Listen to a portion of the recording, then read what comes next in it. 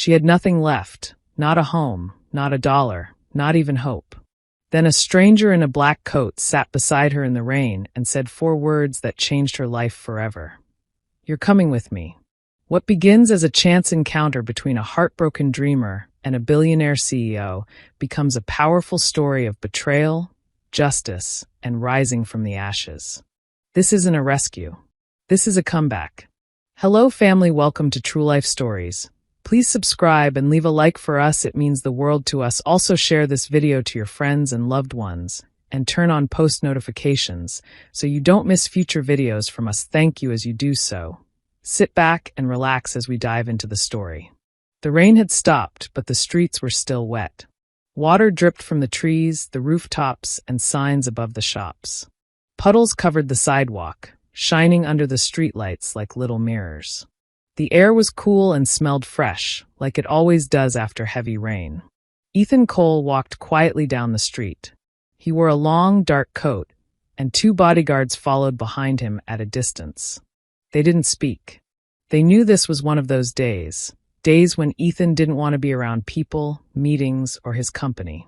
When he needed to clear his mind, he went for a walk. Ethan wasn't just anyone. He was one of the richest men in the city. A CEO. A billionaire. People usually saw him in fancy suits, talking business. But tonight, he looked just like a man who wanted to feel something real.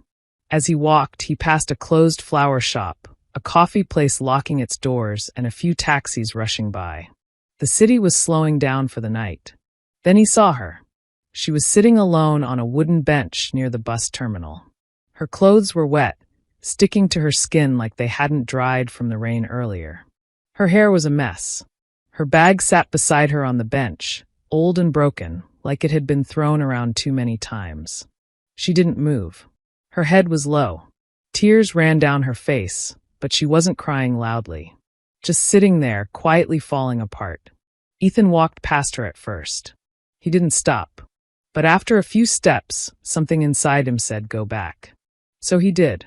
He turned around, walked to the bench, and stood there for a moment. Then he asked in a calm voice, "Is it okay if I sit here?" She didn't say anything. She didn't even look at him. He took that as a yes and sat down on the other end of the bench. For a while, they just sat in silence. The only sound was water dripping and the occasional car passing by. Then he spoke again. "You look like the world is on your shoulders," he said gently. This time, she turned and looked at him. Her eyes were red and tired. She looked surprised, like no one had spoken to her in a long time. "Why do you care?" she asked, her voice quiet and shaky. "I don't know," he said truthfully. "But I care enough to sit with you right now." She looked away. Her hands were shaking a little. She didn't say anything for a while. "People have been walking past me all day," she finally said. "No one even looked at me." Ethan nodded. "Most people are just trying to survive. But that doesn't make it right." She gave a small laugh, the kind that sounds more like pain than humor. Her lips trembled, and her shoulders started shaking again. "I don't even know you," she whispered. "You don't need to," Ethan said. "But I'm here. And I'm listening if you want to talk." That was it. Her tears came again, real ones this time. Not just quiet drops, but deep sobs. She covered her face with her hands and let everything out. Ethan sat still, not saying anything, not touching her, just being there. Minutes passed. The world around them kept moving, but for a moment, it felt like time had stopped. She didn't know who this man was. She didn't know why he cared. But somehow, sitting beside him made her feel like maybe, just maybe, she wasn't completely alone anymore. And that small feeling, it was the beginning of something big. Stella hadn't planned to tell him anything. She wasn't used to people listening. Most people just walked past, busy with their own lives. Some looked at her with pity. Others didn't look at all. But something about this man, his quiet voice, his calm eyes, made her feel safe, like he truly cared. And so, sitting there in the cold, with rain still clinging to her clothes, she finally opened her mouth and began to speak. "I had a dream," she said softly, her voice still shaky. "And I believed in it more than I believed in anything else." He didn't interrupt. He just looked at her like her words mattered. That alone gave her the strength to keep going. I started a business, or at least I was trying to, she said. It was a tech startup. I wanted to help people in rural areas get supplies, medicine, food, tools, using small delivery drones. My plan was to use AI to map hard-to-reach places. I thought maybe this could change lives. Ethan raised his eyebrows slightly, impressed. But he stayed quiet. I worked on it for 2 years, she went on. I used everything I had. I sold my car, took small jobs during the day, and worked on my project at night. I skipped meals. I lost friends. I couldn't pay rent half the time. But I kept going, because I believed in it. She stopped and took a shaky breath. Then one day, I thought I caught my break. An investor, his name was Victor Wren, heard about my idea. He asked to meet. Said it sounded promising.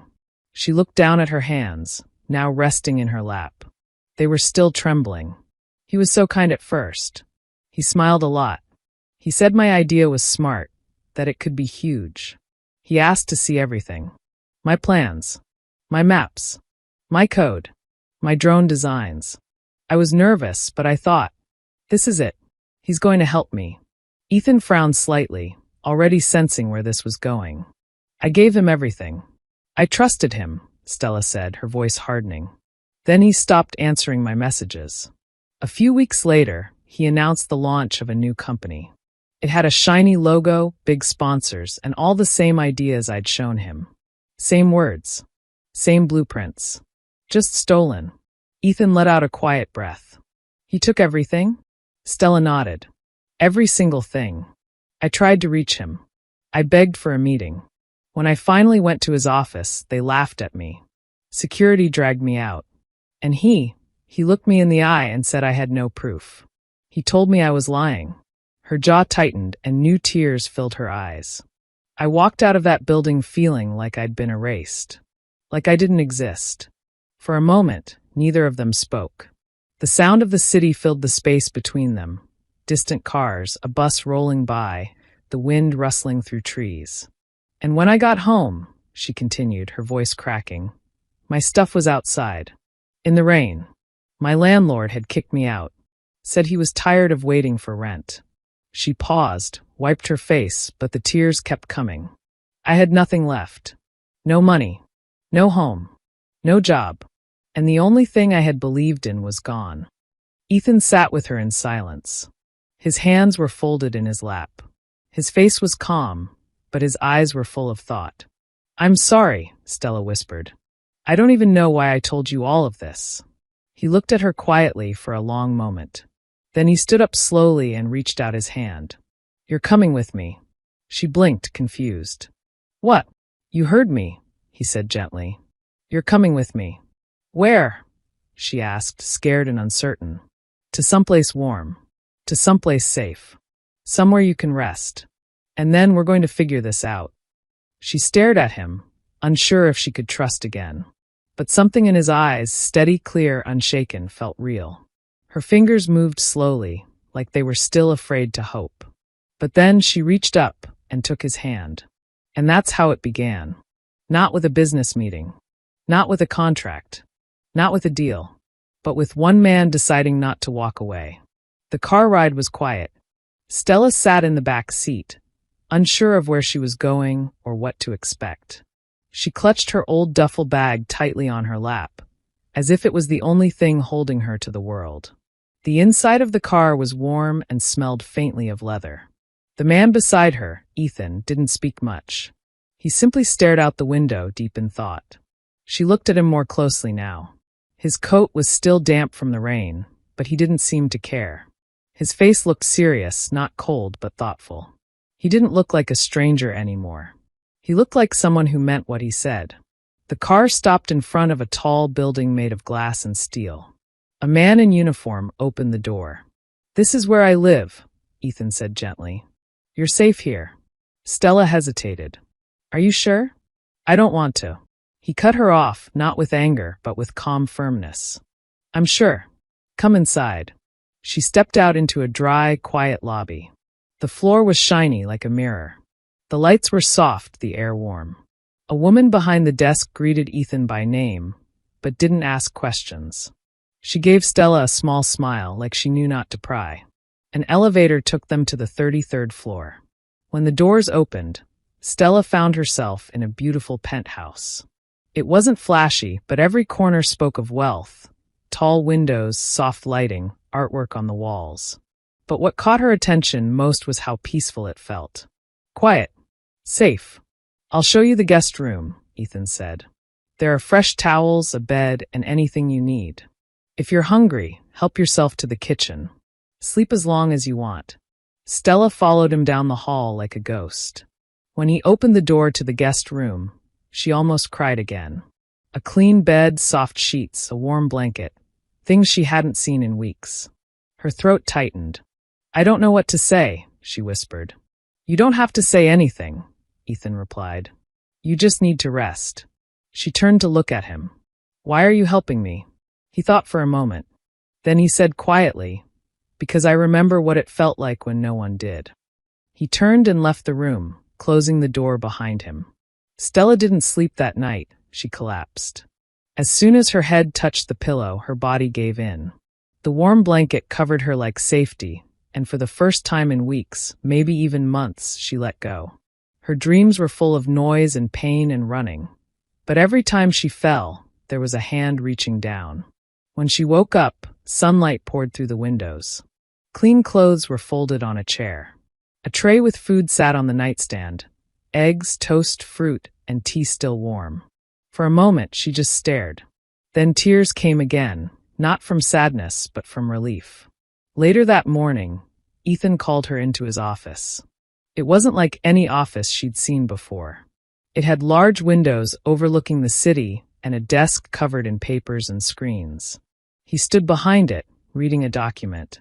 When he looked up and saw her, he smiled faintly. "Sleep okay?" he asked. She nodded. "Better than I have in a long time." He motioned for her to sit. On the table in front of her were files, a tablet, and a cup of coffee. "I did some checking last night," he said. "You were telling the truth." She blinked. "You, what do you mean?" "I had my legal team look into Victor Wren and his company. They found your name in a few email threads. Hidden, but there. You were listed as an unofficial contributor." Her heart sped up. "So there's proof." "Not enough to win a case yet," he said. "But it's a start." She looked down, trying to breathe slowly. This was more than she ever expected. "What now?"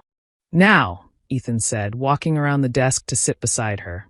"We go to war, but smartly. We build your case clean and tight. And we rebuild your project. Better than before. Stronger. Yours." She stared at him. "Why are you doing this for me?" He smiled, but it wasn't proud. It was quiet, like a memory. "Because the world doesn't need more thieves. It needs more fighters. You've already done the hard part. Now let me help with the rest." Stella nodded slowly. A part of her still didn't believe this was real. But something inside her, something tired but alive, whispered, "Try again."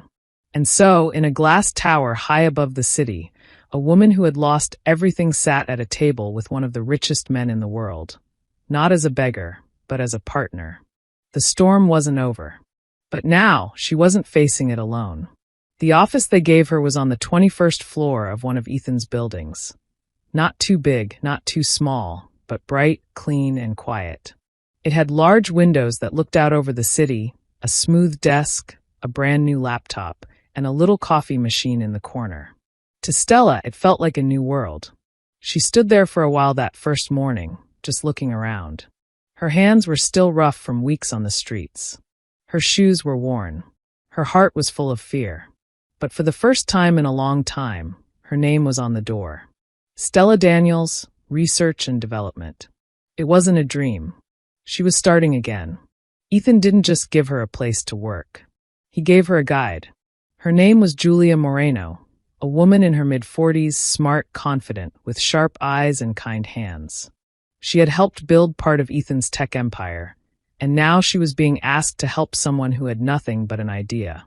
Julia walked into Stella's office with a soft smile and a stack of folders. "You've got fight in you," she said without a greeting. "Good. You'll need it." Stella blinked, unsure how to respond. Julia sat down across from her and placed the folders on the desk. These are reports on Skirich, Victor's company. And these, she pointed to a second stack, are your old notes. Ethan's team recovered everything from your cloud backups. Some of it was hard to trace, but it's here. Stella reached out slowly, touching the pages with shaky fingers. Her handwriting, her diagrams, her thoughts. I thought I lost this forever, she whispered. You didn't, Julia said firmly. You were robbed. But now you take it back. Stella looked at her, surprised by the strength in her words. You believe me? She asked. Julia leaned forward. I've worked for Ethan Cole for 10 years. He doesn't help liars. He saw something in you. So now I do too. Let's build. The days that followed were hard, but they were good. Stella worked day and night, sometimes forgetting to eat, sometimes waking up with ideas in the middle of the night. But this time, she wasn't alone. Julia helped shape her plans, challenge her weaknesses, and protect her from making the same mistakes again. She rewrote her code. Smarter, cleaner. She changed parts of the design, making it even more powerful than the original. She added layers of security, put everything under her own name, filed patents, saved backups. Every piece she built now had her fingerprints on it, and her name legally locked to it. Ethan visited sometimes, quiet and curious. He never gave orders, just questions. How's it going? What do you need? Where's your head at? He wasn't like the men she used to meet in tech. He didn't talk down to her. He didn't pretend to be the genius in the room. He listened. He supported. And sometimes he just brought coffee and let her rant for 10 minutes straight. Stella began to feel something strange, safe. One night, after a long day of progress, Julia showed Stella an article. It was from a business blog. Skirich Technologies, the future of rural logistics? The headline hit her like a rock.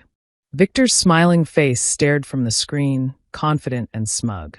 The article praised his innovation, quoted parts of her old pitch, even used one of the slogans she had come up with. Bringing tomorrow to the forgotten corners of today. Stella's jaw clenched. He didn't even change the words, she said. He just stole them. Julia was calm. Let him. He doesn't know what's coming. Stella looked at her. What is coming?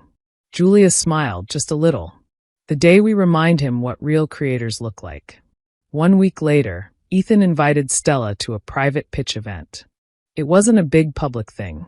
Just a quiet meeting of investors, tech leaders, and a few partners Ethan trusted. It was held in a glass room on the top floor of one of his buildings. No reporters. No cameras. Just people who mattered. You're not here to beg, Ethan told her. You're here to show them who you are. Stella stood in front of the screen, palms sweating. Her hair was tied back, her suit borrowed from Julia, and her heart beating like a drum.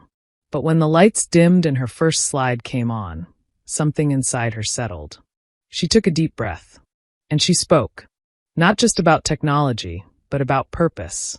About people in forgotten places who could receive medicine in hours, not days. About children who could get books and school supplies. About the power of connection, of hope flying through the sky. When she finished, the room was silent for a moment. Then, one by one, hands clapped. Nods followed. A few leaned forward. Questions came. Serious questions. The kind that meant, we're listening. We're interested. When Stella stepped down, she felt something lift inside her. She didn't know what would happen next, but she knew this. She was no longer invisible. And her voice, once drowned in silence, was finally being heard. It started with a letter. A thick, cream-colored envelope slid under Stella's office door one morning. She picked it up without thinking, but as soon as she saw the logo in the corner, Skirich Technologies, her stomach dropped. Her hands shook as she tore it open. Inside was a formal letter, full of sharp words and legal threats. It accused her of stealing their technology, of copying their systems, and warned that if she didn't stop development of her company, Nova Routes, she would be taken to court. She read it twice, then a third time. By the fourth, her fingers were numb. Victor Wren was striking back. When she brought the letter to Ethan, his reaction wasn't fear. It was focus. He read the entire thing slowly, then passed it to Julia, who sat at the edge of the conference table with a notepad already open. "They're scared," he said simply. Stella looked at him, eyes wide. "They're threatening me." "Yes," Ethan said calmly. "Because they know what you're building is better than what they stole. And now you're becoming a problem." Julia nodded. "We knew this might happen." Stella took a shaky breath. "I don't have the money to fight a company like his." "You don't need money," Ethan said. "You have us." He stood up, walked over to the window, and folded his arms. "They want to shut you down before the truth spreads," he said. "They want to scare you quiet." Stella didn't speak for a long time. Her heart pounded in her chest.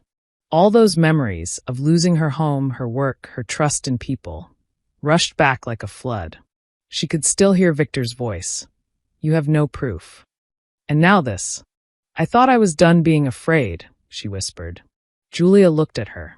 "It's okay to be afraid. Just don't let fear be louder than the truth." That afternoon, things moved fast. Ethan's legal team went into action. They pulled together every piece of evidence: emails, code history, voice messages, cloud backups. They prepared a response letter that was calm, professional, and full of facts. It rejected Victor's claims completely and warned him to stop using Stella's stolen work. But that wasn't all. Ethan decided it was time to go public. 2 days later, he held a press conference in one of his buildings. A small room, a simple table, and cameras from 3 major news stations. Stella stood behind the curtain, heart racing, hands clenched. She didn't speak. Not yet. Ethan stepped up to the mic. He didn't make a show of it. He didn't raise his voice. He simply told the story. How a young entrepreneur came up with a groundbreaking idea, how she trusted the wrong man, and how that man built a company on stolen dreams. He didn't name Stella at first, but then he turned, nodded toward her, and said clearly, "Her name is Stella Daniels. And this is her work, her vision, her technology. She didn't ask for a fight. But now that one has come, she's not alone." The room fell silent. Then the reporters began to ask questions. Names, dates, proof. Ethan handed them a folder. "You'll find it all inside." That night, Stella sat in her apartment staring at the TV. News channels were already running the story. Tech CEO accused of stealing startup idea from young inventor. Social media lit up. People began sharing screenshots of her old project, comparing it to Skirich's system. Some called her a liar, but others, thousands of them, called her a fighter. The next day, 2 former employees from Skirich came forward. Quietly, they sent emails to Ethan's team. One of them wrote, "I remember seeing her name on the early documents. I didn't know the whole story until now. I want to help." That email changed everything. With new witnesses, hard evidence, and growing public support, Ethan's team filed a lawsuit, not just to defend Stella, but to expose what Victor had done. The court date was set. It would be months away. And during that time, the fight wouldn't stop. The media would grow louder. The pressure would rise. And Victor would not go down quietly. But for the first time in her life, Stella wasn't running anymore. She was standing tall. Not just with a voice, but with a team, a truth, and a reason that was bigger than herself. The courtroom was colder than she expected. Not just the air, the feeling. The walls were plain. The lights were white and too bright. The benches were hard. Everything about the room made Stella feel small. But she didn't let it show. She stood in the hallway outside, dressed in a navy blue suit Julia helped her pick out. Her hair was pulled back. Her hands were cold but steady. Ethan stood beside her, calm and collected, holding a folder in one hand and a quiet strength in the other. "You okay?" he asked. Stella nodded. "I have to be." The doors opened. The clerk called their case. This was it. Inside, Victor sat at the other table. He looked different now, still expensive in his gray suit and polished shoes, but not quite as smug. He wouldn't look at Stella. He sat back with his lawyers, whispering, adjusting his tie, trying to seem unbothered. But she saw it. He was nervous. And for once, she wasn't.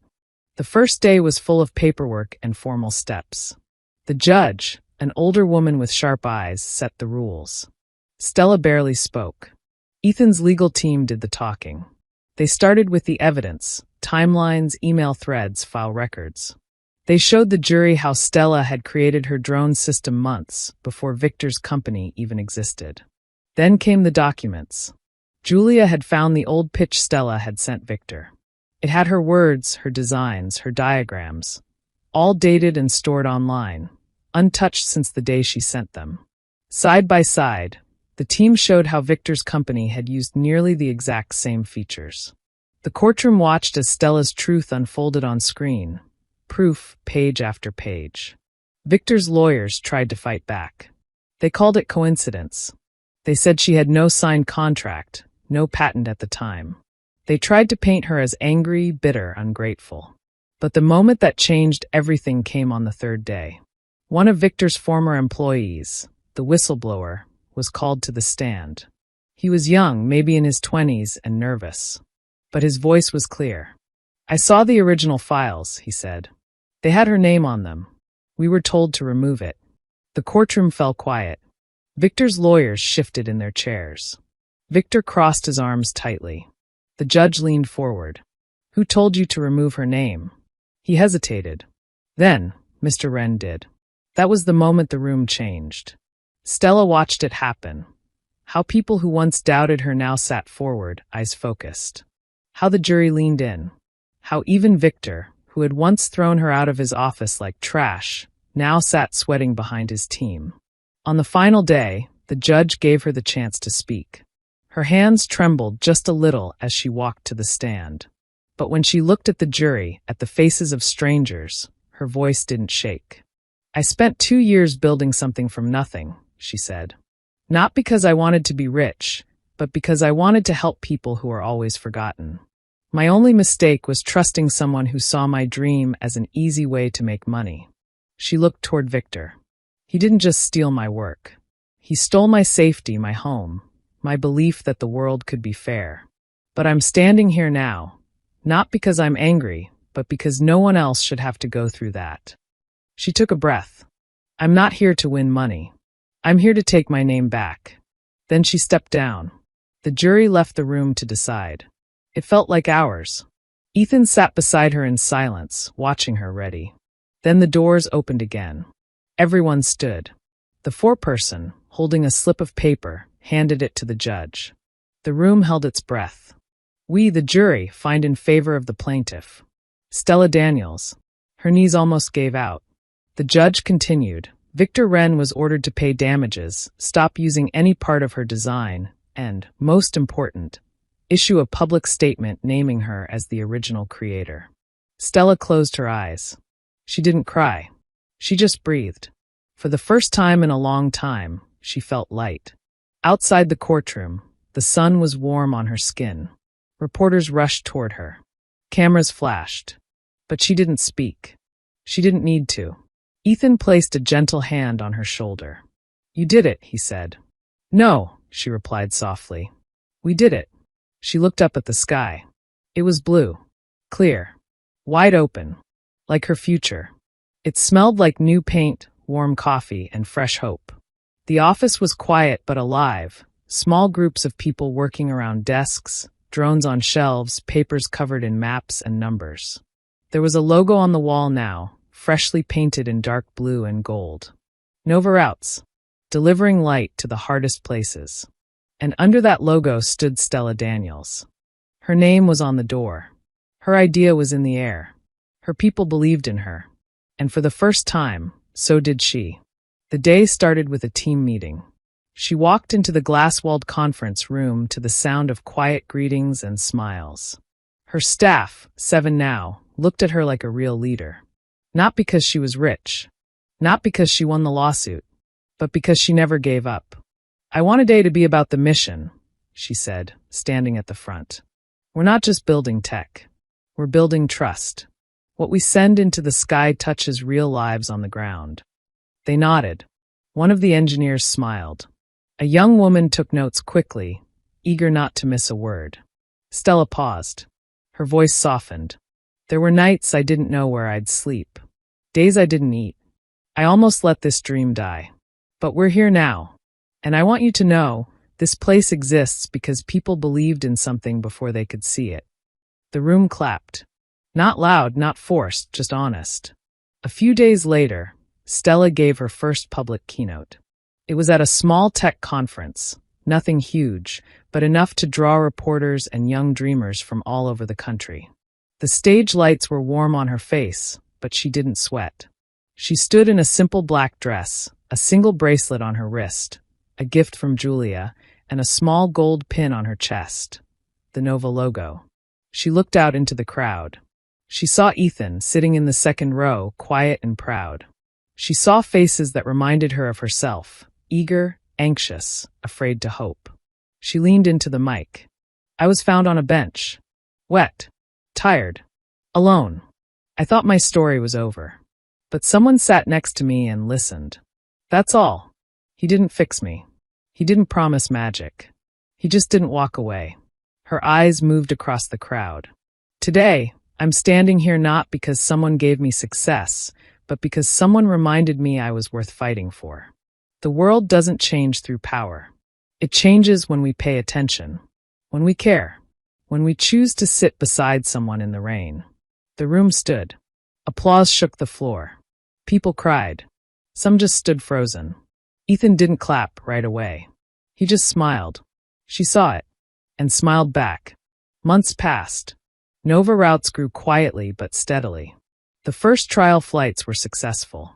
Tiny drones flew medicine to mountain villages and school books to desert schools. People began to take notice, not just of the technology, but of the story behind it. Reporters stopped calling her the girl who got robbed. Now they called her founder, leader, CEO. On a quiet afternoon, Stella sat in her office alone. Rain tapped gently on the window. She didn't mind it now. There was a knock at the door. Come in, she said. Ethan stepped inside. He looked around, then at her. Place looks good. Feels like mine now, she said. He nodded. That's because it is.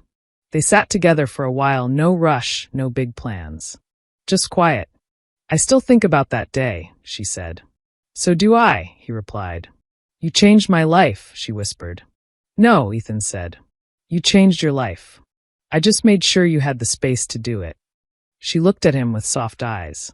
I hope one day I can do that for someone else, she said. You already have, he replied. Outside, the rain slowed. The clouds moved. And inside that office, where a broken dream had been rebuilt with courage, a woman looked out the window, no longer lost, no longer small, and saw everything. A future, a purpose, a clear sky. She smiled. Then she stood up, because there was still more work to do. We have come to the end of the story. I hope you enjoyed it. Leave a like and subscribe to my YouTube channel for more interesting stories.